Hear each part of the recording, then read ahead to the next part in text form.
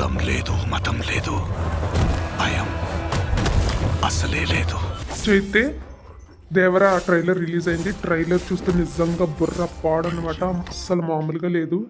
ఆచార్య సినిమాని దృష్టిలో పెట్టుకుని నేను చాలా భయపడ్డాను, కానీ ట్రైలర్ అయితే అదిరిపోయింది. స్టోరీ అయితే మనకి ట్రైలర్లోనే కొంచెం అర్థమవుతుంది. దీని గురించి ముందు మాట్లాడుకుందాము. Just watch it.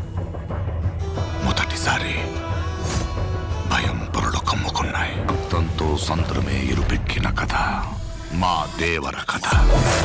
ఇందులో అయితే ఎన్టీఆర్ ఎలివేషన్ షాట్స్ నెక్స్ట్ లెవెల్లో ఉన్నాయి. థియేటర్లో బద్దలైపోవాల్సిందే. ఎన్టీఆర్ ఇందులో డ్యూయల్ రోల్ చేశారు, ఫాదర్ అండ్ సన్. మనిషికి బతికేంత ధైర్యం చాలు, చంపేంత ధైర్యం కాదు. కాదు కూడదు అని మీరు మళ్ళీ ఆ ధైర్యాన్ని కూడగలిగితే ఆ ధైర్యాన్ని చంపే భయాన్నైతా. నాకు అర్థమైనంత వరకు ఈ సినిమాలో ఎన్టీఆర్ గారు డ్యూయల్ క్యారెక్టర్ చేశారు, father and sun character. Father వచ్చేసి దేవరా క్యారెక్టర్ అనమాట. ఈ దేవరాకి ఫ్రెండ్ వచ్చేసి మన సైఫ్ అలీ ఖాన్ గారు చేశారు. అయితే సైఫ్ అలీ ఖాన్ గారు జస్ట్ లైక్ కట్టప్పలా అనమాట. ఏంటంటే వెనకాల నుండి వెన్నుపోటు. నెక్స్ట్ ట్రైలర్లో మనకి చిన్న దేవరాన్ని చూపించారనమాట. ఈయనకి జోడీగా మనకి జాహ్నవి కపూర్ యాక్ట్ చేశారు. ఇందులో ఏంటంటే ఈయన చాలా భయస్థుడుగా, అదే తండ్రి పోలికలుగా పుట్టిన ఆ తండ్రికి ఉన్నంత ధైర్యం లేదని అందరూ అంటూ ఉంటారు. ప్రతిదానికి భయపడుతూ ఉంటాడు. హీరోయిన్ కూడా అదే అంటుంది అనమాట. అళయ్య రూపం వచ్చింది కానీ రక్తం రాలేదే.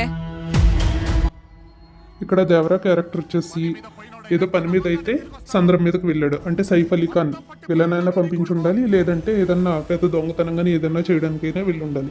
అలా వెళ్ళి 2 years అవుతుంది. అప్పటి నుంచి అయితే ఆయన ఇంకా తిరిగి రాలేదు.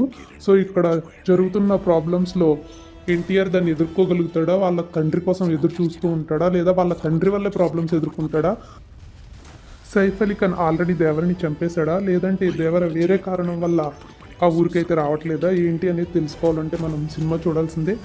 ఓవరాల్గా చూసుకుంటే ట్రైలర్ అయితే నెక్స్ట్ లెవెల్ ఉందండి. స్టోరీ కూడా బాగున్నట్టు ఉంది.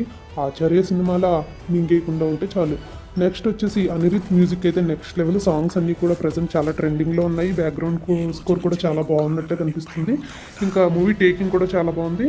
So just wait for September 27th. Next review video అండి. సబ్స్క్రైబ్ చేసుకోండి.